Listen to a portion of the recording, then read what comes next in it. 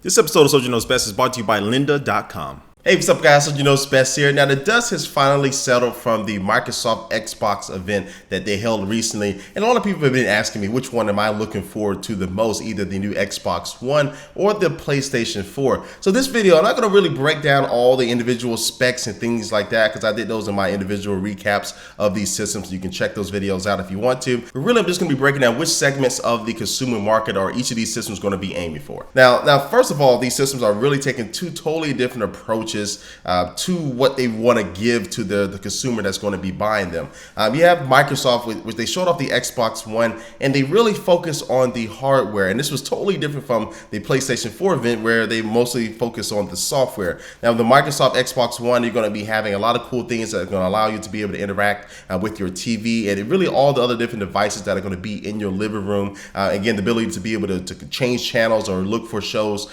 just by talking to the Kinect that's going to be coming bundled with the Xbox One, or waving and swiping your hand in front of the screen and moving things around and pinching the zoom to close down applications and things like that. I think are going to be pretty cool and pretty useful, more useful than how they are actually being used in games nowadays. And Microsoft is just trying to really capture everything with the living room, where, you know, with the PlayStation 4, they really showed off a lot of the new software things, the ability to stream using Twitch. You can live stream your games so friends or other people can watch you play the game, and also being able to take over a friend's game and beat a difficult part for them. I think that's pretty cool. And other stuff like that, along with, you know, being able to download games and play games basically while you're downloading them and things like that, are really going to make the PlayStation 4, I think, better for the software side of it as far as what we know now. And also, when you look at the games that were shown off at both of these events, Sony really showed off games that had me more wanting to buy this system just for the games, especially when they showed off the new Killzone game. It looked amazing. And what Microsoft showed off at their press conference for the Xbox One,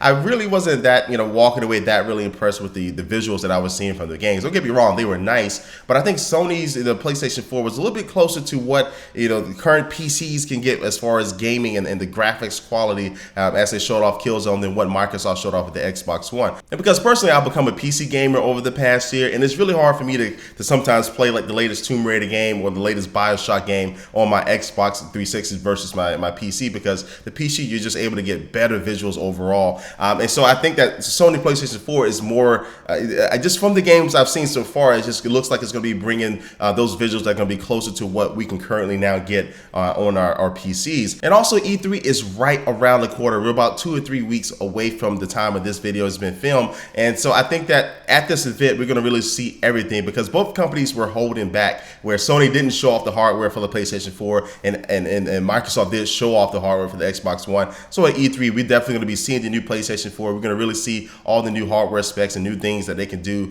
with that powerful system. And I think at E3, Microsoft, when they have their press conference, they're going to really show off a ton of games. So overall, from what we've seen so far, it's easy to say that Microsoft is really going after your living room, going after your entertainment, going after your multimedia, more so than the games, where Sony is really going to be focusing a lot about how you interact with games and allowing you to get the latest games as fast as possible, and making your whole process from buying a game to playing a game to telling your friend about a game to sharing your game with your friends a lot easier with all the stuff they can be doing with the cloud system.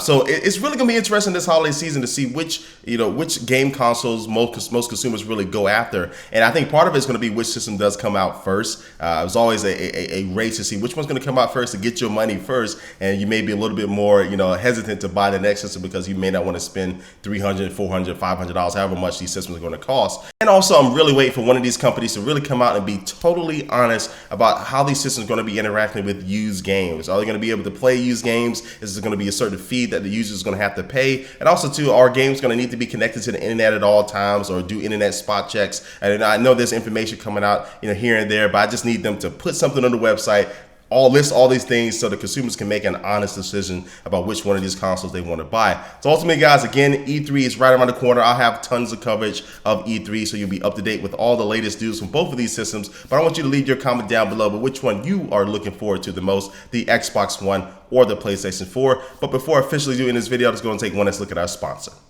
Today's sponsor is lynda.com, which is an online learning company that has over 77,000 video tutorials to help teach you software, creative, and business skills. And so you can learn about web design, programming, photography, audio, video, 3D, and animation, a whole bunch of different things on this website. And memberships start at just $25 a month, and they provide you 24/7 unlimited access to top quality video tutorials from experts that have real world experience. And so if you want to try this out absolutely free for 7 days, you can go to lynda.com/soldier, either on your computer or your iPhone and your iPad via one of their apps. Again, that's lynda.com/soldier.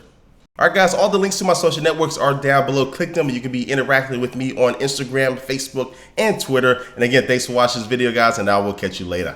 Peace.